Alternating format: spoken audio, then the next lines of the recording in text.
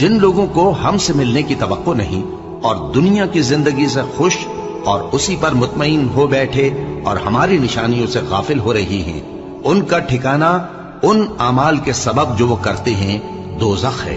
और जो लोग ईमान लाए और नेक काम करते रहे, उनको उनका परवरदिगार उनके ईमान की वजह से जन्नतों में पहुंचा देगा। उनके नीचे नेमत के बागों में नहरें बह रही होंगी। जब वो उनमें उनकी नेमतों को देखेंगे तो बेसाख्ता कहेंगे सुभान अल्लाह, और आपस में उनकी दुआ सलामुन अलैकुम होगी। और उनका आखिरी कौल ये होगा कि अल्लाह रब्बुल आलमीन की हम्द और उसका शुक्र है। और अगर अल्लाह लोगों की बुराई में जल्दी करता जिस तरह वो तलब खैर में जल्दी करते हैं, तो उनकी उम्र की मियाद पूरी हो चुकी होती।